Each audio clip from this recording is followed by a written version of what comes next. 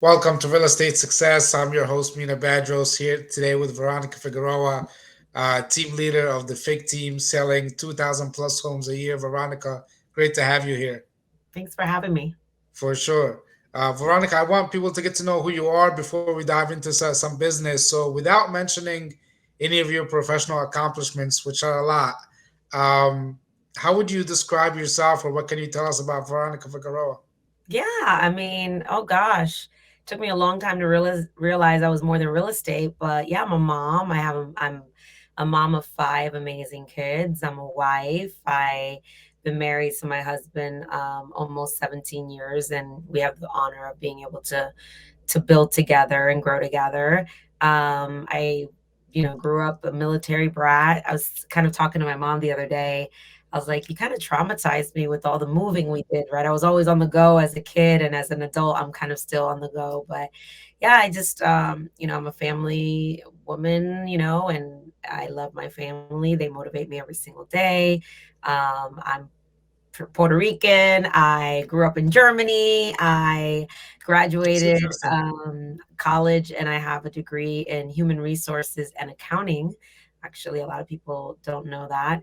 A business degree and with a minor in human resources and accounting. And yeah, man, I just, my previous life before real estate, I did hospitality, human resources, and I would help people develop in their career. And, I've been able to shift that into my career here. But yeah, I just love good food. I love traveling. I love music. I love to dance. And yeah, I'm just the girl from the block who just, came out here trying to make a little bit of money to provide for my kids. Then here we are 20 years later in a career that I would have never dreamed of that turned into such a blessing. So happy to help any way I can. Awesome, love it. No, thank you for sharing that. How did you get started in real estate? So real estate, um, kind of happened by accident. A friend of mine asked me to take the real estate exam because he was, wanting to do it. And I had just graduated and I really wasn't working yet in my career. I was in between my job and, I said, sure, I have nothing else to do. I'll go ahead and take it. What's one more thing I can add to my resume? And I've told this story many times. And I passed it, but I didn't really want to do anything with it. I wanted to just focus in my career choice, which is human resources. And my friend didn't pass his exam at the time. That's an inside joke that we always had. Um, but real estate was good in Orlando at the time, but 9/11 happened. So I was like, I'm definitely not doing real estate because, the world's falling apart. I got my license the day after 9/11. I was Wow. studying for test. I remember on 9/11, I would remember I was like, had my highlighters out, my book out, and then you just see the news and that feeling and, wanting to go and pick my kids up from school and wanting to like know like what's going to happen. Real estate was furthest from my mind. But I ended up Right. taking the test the next day and I passed it. And, I just said, well, I'm not going to do anything with it. And I just ignored it.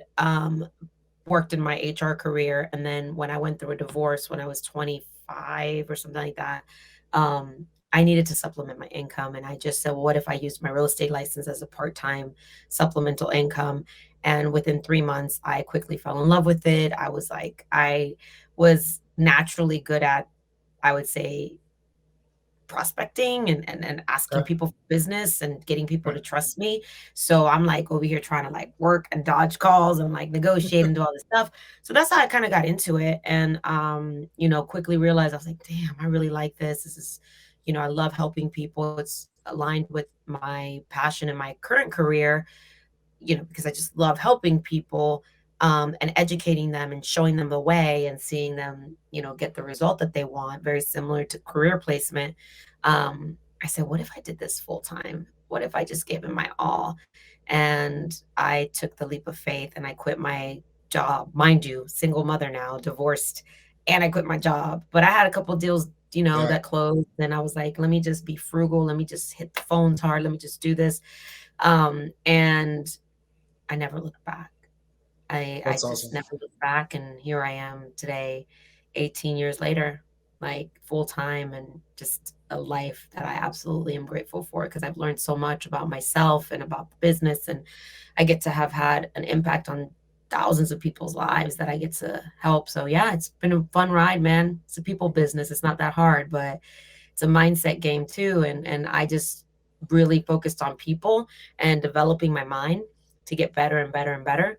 Right. And every day I show up hoping to get better. But yeah, that's my real estate, how I got started. That's awesome. So, I mean, in this 18 years, obviously you had quite a journey in real estate.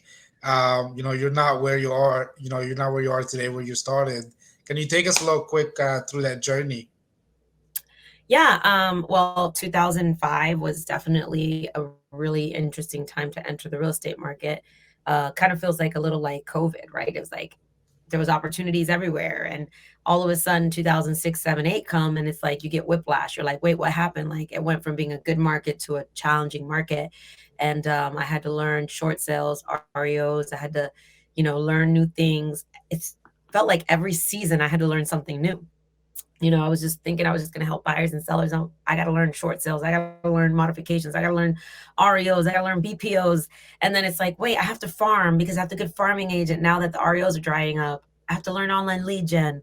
I have to like build a team. So it's like different phases of our career. Right. I could literally go from each year and rip a page out and say, this was chapter short sale. This was chapter REO. This was chapter buying a franchise, starting a team, building an online lead gen team. Oh, running a real team versus a loose team with no standards, right? Every single chapter of my career, I've learned something that has allowed me to continue to grow and to learn about the industry and help others navigate through those challenges because we've gone through it. So everything from farming to REOs to building a team to becoming one of the agents, the first agents on Zillow's advisory board, well, Latina on, and then being on their board for 7 years and being able to be a part of tech initiatives. It's That's been a awesome. wild ride. Like Yeah, every season has taught me something. And I just continue to see the industry evolve. And I've had a front row seat in it because I went all in the industry. And I've kind of created my own pathway of saying, I need to know this. I'm going to be the best at it. I'm going to know the right people and I'm going to ask the right questions. And what doors do I need to knock down? And because I want to build something of substance. So that's really been my journey throughout my entire professional career. that's awesome. So I'm sure with that ride comes a lot of challenges, right, and a lot of learning lessons. What would you say has been maybe your biggest challenge, right, that you faced, and how did you overcome that or push through that? You know, um, it's funny. I I really feel that the biggest challenge that I've made, the biggest challenge I had was not understanding the importance of working on myself while building a business. Mm, I neglected myself for a long time and I was just in the grind, the hustle, but I wasn't working on my mental health, my relationships, my personal development. So for a while, I was just on this rat race of just doing, and just, looking for that next deal, but I never really right. understood why I was doing it. And I know that's kind of like a vague statement. And I'll give you some examples of some other challenges that I made. But if I were to go back and say what now that I know what I know, a lot of the challenges that I had was I didn't have um, a true personal development plan for myself to develop as a leader in this industry early on enough. So I made a lot of mistakes, costly mistakes. I didn't have the business acumen on hiring the right people, financial structure when I first started out building. I didn't have the mentorship, the proper mentorship at the time. I fell into the cycles of what, the real estate industry kind of makes you believe, the whole happy hours, this, that. And, the truth is that, I now recognize if I would have gotten that right earlier on, I would have been way further in my career. But I'm grateful that I had to go through that journey myself Because if I would have worked on my personal development early on, I would have made better leadership decisions. I would have made some better decisions on boundaries. I would have made some better decisions on hiring and also letting people go when it was time, when they were no longer aligned. But that lack of development cost me a lot of mistakes. It made me make a lot of mistakes and cost me a lot of money. Hindsight now, I realize I needed to go through that. But if I could have done something different, I would have worked on personal development. Like people say to me, hey, should I pay money on leads or should I pay money on coaching? To me, or on personal development. If you have the right personal development and the right mindset, you're going to know how to generate leads because you're going to do what you have to do to generate the leads. Right. Where a lot of times it was reverse. And I think as I reflect back on my business, was man, if I would have just worked on that area of my business a little earlier, I would have been a little bit further ahead. Now, with that being said, of course, like I said, wrong hires, chasing every rabbit, trying to chase every shiny object that everybody was chasing. If you go to a conference and someone said that they're doing this, you come back and you're like, well, I want to do that too. Not Right. knowing if you're equipped for it, if you're ready for it, if you're prepped for it, if you have the budget for it. So I made a lot of those sloppy mistakes. And another thing was not knowing my business and not really measuring it the way it should have been measured early on. And it wasn't until I developed that professional maturity that my business, you know, changed. My business suffered up until that moment. I was good. Like I said, I could close deals with my eyes closed, but it was the running the business aspect of it that I wasn't as advanced as I should have been because I waited a long time to get the right professional help to guide me. But once I got that, it was game changer. Leadership change, quality of people you hire change, finances change, mindset changed, and it was just like, wow, if I would have known sooner. But here we are. Here we are. We live and learn. Awesome. No, I mean, I love that we're talking about personal development. I have a question about that, but before we get there, you kind of just talked about professional maturity, and right, and a lot of things changed when you got the right help. Kind of, what is you think the thing that you did that had the biggest impact? Um, I finally decided to be coachable and get my Mm. own ego out of the way. I used to blame a lot of people for why things weren't happening. And I had to kind of had that recognition of like, hey, look in the mirror. What are you doing? What do you own? What's the personal responsibility? Nobody's stealing from you. It's not anybody's fault that you had holes in your business or this. It's your fault because you're the owner, you're the business owner. You got to take personal responsibility. What could you have done better? Look in the mirror. Where do you kind of own your actions and your flaws? And I was like, oh man, that's true. Like I should have done this better. I would have been more present here. So I just kind of had that moment where I was like, I remember the first few coaching calls I had with one of my coaches. All I did was just complain about other people. And he said to me one day, he says, when you're ready to start owning your outcomes, he says, your life is going to change. That's And powerful. Yeah. I was like, "What do you mean? Like I'm the goat. Like you're supposed to Yeah. side with me. Like I'm this." And he's like, "You have no idea your potential and what you can accomplish if you just stopped looking for outside blame and just look within." And it was like, "Oh my God, it is true. I hired that person, so it's my fault. I gave that person, access to this without having a tighten a good, buttoned up agreement or this or that, or I, was overspending here. Like I have Right. to take personal responsibility." So I had to have this moment where I was like, check my ego and be like, girl, like you are responsible for the outcome, no one else. And that was a game changer for me. And then if I knew that I could be responsible for the outcome, that meant I can make decisions and not be emotionally tied to, like blaming other people. It was like I can only blame myself. So I would just push myself to be better for myself and for the people around me. And it just changed everything. It changed everything. No one can, no one is responsible for your success other than yourself. There are Right. people who come in and they play a role and they, contribute, but at the end of the day, you only have yourself to blame for the things that go wrong. Now, the things that go well, I don't take credit for. I look at everybody who contributed to it, where it was flip flopped. I would blame everybody and I would claim all the success back then, where it had to flip flop. I have to take ownership for the faults. That's my sole responsibility. But the wins, who contributed to it, and how do we make sure that they also are recognized and appreciated and loved? So it was just this whole mindset shift for me, and it really opened up a lot of, I would say, opportunities, because we started operating in flow, you know, Mm. things just started to flow. And, we went from being a team that would sell 175 homes to 300 to 400 to 500 to 800 homes to 2,000 homes, because we just had a completely different shift in mindset.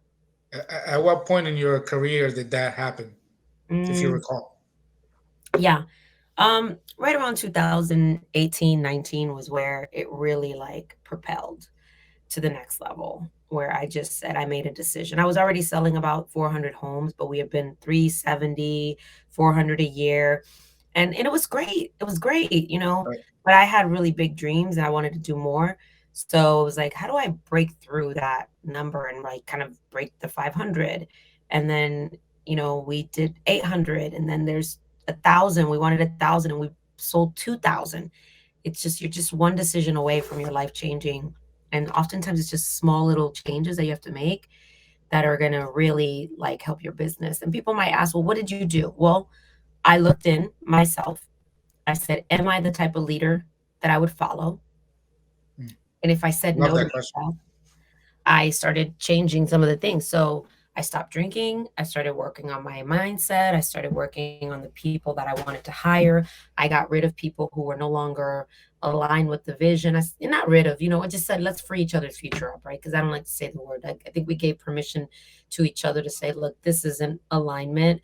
Let's Right. make sure you're in alignment, because when people are in alignment, they do good work. When they're not, it's friction. So I released anybody who I felt was not in alignment. I started casting better visions for the team, like, hey, this is where we want to go. I started going after big conglomerate accounts. I started saying, I don't want one listing, I want 10 from the same person who can give me multiple listings. How can I get them?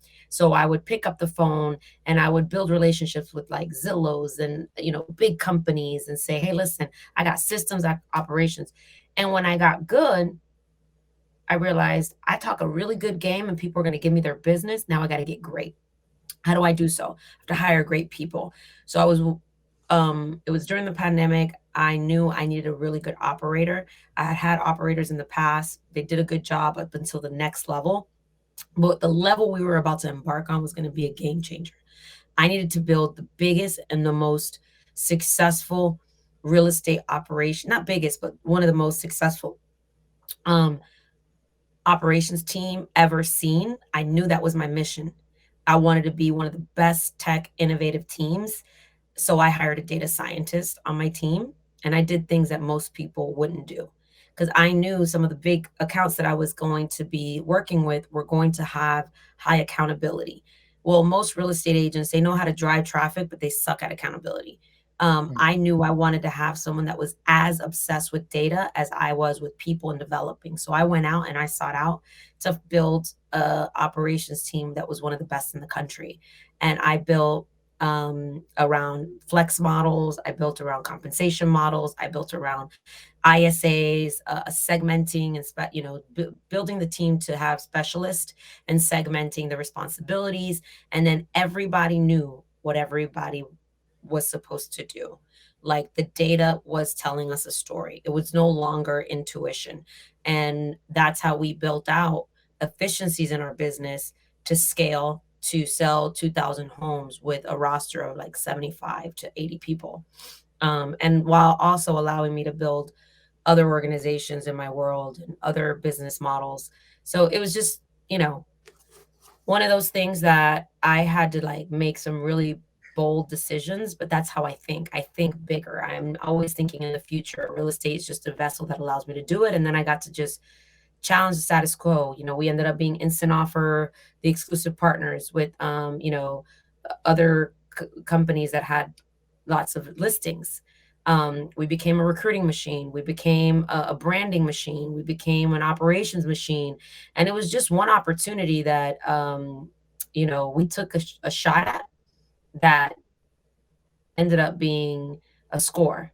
And we learned so much. And our team has had so much fun challenging themselves and learning and seeing what they could do. And today we have success coaches. Today we have directors of operations. We have an amazing ISA team. We have partners all over the country. We are called a consultant. People call us to consult to help them build their teams out and efficiencies and standards and operating agreements and what's their follow-up boss, what's our 52-week campaign look like, what's our drip campaign look like, what's our recruiting campaign look like, what's our agent accountability and retention look like, and just all the different things that we do have pushed us to think like a business real estate operator at a high level. Awesome. I love it. Now, when you were talking about kind of having this vision for having a great operations team, right? Did you kind of, considering also the budget that is involved in putting that in place, for folks who want to grow, did you think of your operations team and employ them all into place, or was it a crawl, walk, run type of approach to build your operations team? It was definitely a crawl, walk, run. Anyone who's hearing this, I don't want them to think, "Oh my god, I'm gonna go hire a data scientist." No, you may be strong in that suit. Like so you might be that person that likes more behind the scenes, and maybe you just need that sales director who's gonna rah rah rah, get your people going, get them inspired. You know your strengths and your weaknesses. Mine was I can move people, I can attract, I can build a brand. I'm a lead generation machine, but I didn't like managing people. I didn't like managing data. I didn't like the part of the business of the day to day in the systems in the weeds. I needed someone that enjoyed that. But I Right. want that information from them. And I want it to be quick, digestible, and easy for me to interpret so I can make quick decisions. Makes sense. Where if it was too complex for me, then I'm like, oh my God, it was easy to pull the wool over my eyes and be like, oh, I'll get to that later. Where I knew I needed that number two in my life to help me do that. But it took time. I had to make enough mistakes to realize that. And the first hire I ever had was an assistant. The second hire was, a TC, and then it was a field service person, and then it was a photographer. Then it was like we had phases in our business. And there were times I had a TC helping me run our team up to 400 transactions a year that was virtual. They weren't even on payroll. They were Wow. just in perpetuity. And then as my business was going to the next level, I knew, okay, that isn't going to get me to 1,000. I needed in-house TC that solely specialized with the FIG team. And, also, is it going to integrate to SkySlope when they open a file? Is it going to integrate here? And I had to build systems around that for efficiencies because now we're doing 60 to 70 files a month. And how can I keep a skeleton staff while not overspending, but making sure the efficiencies are there that if Right. this Make sure it's efficient. all these things happen. So I had these visions, but I was like, it's going to take me time to get there. So we're going to do some things some bootleg way a little bit until we could get it, built out the way we want. So there were different phases of our business. And one day Right. I was like, one day I'd love to have a success coach. One day I'd love to have a videographer. One day I'd love to have someone who can deal with the day to day and I just come in and inspire everybody. Like, so all of this has been a phase. It's been 10, 12 years in the making.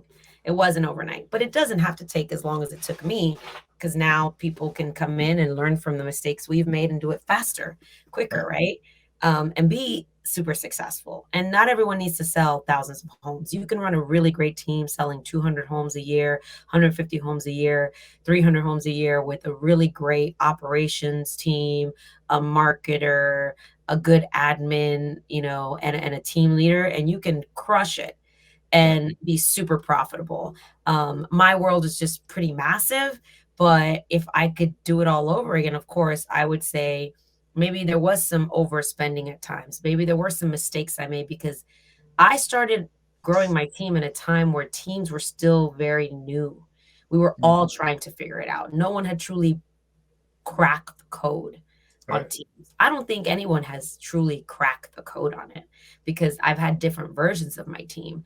But I do want to encourage people to say you should take a look inside your business. Be honest with yourself. Do the SWOT analysis. What are your strengths, your weaknesses, your opportunities, and your threats? Where should you put your energy? Where's the areas that you know that there's gaps in your business? Hire to those gaps. Don't look at it as a weakness. Look at it as someone else's strength. And then you guys can move a little bit further and faster. And then you can get you can get to the next phase of your growth. Maybe it's that one admin who's can help alleviate you and give you some leverage. Maybe it's that videographer. Maybe it's that field service person. It just depends on where your business is at. But definitely, it's not an overnight thing. Awesome. I love that. You mentioned earlier personal development. I'm all about personal development, and I think it's definitely critical in our business. You mentioned having a personal development plan early in your career. What does that look like? What does that even mean for some folks? Personal development. What does it look like for What does others? it look like having a plan? Like, as a realtor, as someone in the industry, what does it look like having a personal development plan? What does that look like for someone? I think it starts with having a choice, making a choice that you really are going to commit to it. Personal development is not something that happens overnight. You're going to embark on this journey. You're going to commit to doing things that, probably are outside of your comfort zone. And there are going to be days you slip up, but it's the commitment that you're going to get back on track. You're going to be honest. You're going to measure where you could have probably done better, and you recommit and you go one step further the next day. And a lot of times people think personal development is like, oh, I'm doing this, all of a sudden I'm a changed person. No, you change throughout the process, and you become a better version of yourself every single day as you work through this new commitment that you've established. For example, me, it was like I was overweight, I was depressed, I was an alcoholic. I made a choice that I wasn't going to live like that anymore. Right, that was part of my personal development journey. Mine was also, how do I make sure my family realizes that real estate is not before them? And, working on my marriage and how I communicated with people. One of my struggles was I don't like friction. I don't like friction. I'd rather avoid you if I feel like there's a problem. Naturally, that's my toxic trait. I realized that through my personal development, I needed to be a bigger person and lean into uncomfortable conversations and say, look, Mm. regardless of the outcome, I love you. I want this to work, but I also understand that we have to be honest with ourselves. And, this is an area where I'm feeling uncomfortable. I'd love permission to give you my feedback, and I'd love for you to give me the same. And I would have never had that opportunity to grow up and mature if I didn't work on personal development and just say, like, hey, in life you have to work on yourself, but you have to know that it's a process. And give yourself permission to know that it's not always going to be good days. But I think it starts with a choice, finding the right leadership or mentorship or coaching or support group that is able to guide you based on maybe what their life looks like. Do they inspire you? Do they, are they living the life that you want to kind of live? Then that might be a good personal development platform for you, right? Or coach for you. Maybe it's Tony Robbins, maybe it's John Maxwell, maybe it's your church group, maybe it, there's so many different Right. opportunities for people to. I personally, I have a therapist, I have a coach. Actually, I have more than one coach, and I have some really positive women in my world and other couples that I had to walk away from a life that I knew from before that was in that moment I didn't realize toxic for me. And personal development, you have to make sure that when you go on this journey, you're okay with knowing that you're going to make some tough decisions. What do those tough decisions look like? Maybe no longer being friends with people that are not on that same path. Cutting out old habits that you 100% think have to be a part of your life. Um, Realizing that maybe what you're doing isn't what you want to do, and that you could rewrite it and redesign it. And what does that look like? It's going to be uncomfortable. It's going to be hard. You're going to be laughed at. People are going to make fun of you. People are going to challenge you. People are going to say you're crazy. But as long as you know what you're looking to build, you have to stay so true to your commitment and to your promise to yourself. To me, that's what personal development looks like. And I have cried more nights by myself when I went on that personal development journey than I have ever before. But it was because I knew a rebirth was happening. I was becoming someone completely different. And it happened for me in a way that when my personal life got in order, and I'm still dealing with my personal life, by the way, it's not perfect. But when my personal life started to get better in order, my business life got great. When my personal life is out of order, my business gets a little out of order. They go hand in hand, Right. um, at least in this career. Awesome. Thank you so much for sharing that with us. I'm gonna ask you one more question and then a few rapid fire questions to kind of wrap up. What's next for you? You said there's a lot of phases in your journey, and we continue to grow. So what's next for Veronica? For me, it's I want to help more teams really grow their teams. I want to help women in this space, with women in business, and really understanding that they are not alone and that they can be driven women and still have a community of women that support them. And I want to really inspire people with knowing that they can get started, like just because they might feel like they haven't maybe conquered or dominated their social media presence, or maybe they're not where they're at in their production, that they can make a choice and they can get started and I can show them how. So really excited about helping people in 2023 with that, and some coaching programs that we have rolling out together while growing our team. But yeah, I mean, honestly, I know I'm expected to want more, but I actually plan on doing less to be able to do things of more substance. That I makes feel sense. like I don't have to prove myself anymore. Right. I accomplished something that a lot of people wish they would have accomplished. And I now recognize that I don't have to sit here and say, let me prove that I can do bigger and better. Right now, I want to just make an impact and help people, help them become number one and whatever that looks like in their life. And I'm in a good place, man. Just. I love that. That's awesome. A few Thank rapid you. fire questions to wrap this up. If you were starting your real estate career today, modern technology, modern economy, what would you focus on? I would join a team. Okay, cool. What advice would you give to folks who are looking to build a team or start a brokerage? Make sure you have a recruiting plan in place. Okay, and last one, Recruiting is a lifeline of every team. Wait, recruiting is a lifeline of every team and every brokerage. And the previous question, when you asked if I was starting out, I'd join a team. And also, you have to be on social media video. awesome, love that. And your big message to all real estate professionals. No one is responsible for your success. Don't blame anyone. It's all comes down to your actions. Show me your calendar and your habits, and I'll show you if you're going to be a successful agent. I love that. Thank you so much, Veronica Figueroa, ladies and gentlemen. Veronica, thank you so much. And I'm Thank sure you. everybody got a lot out of it today. And hopefully, we'll do another one soon. Happy to help anytime. Have a good one. You too.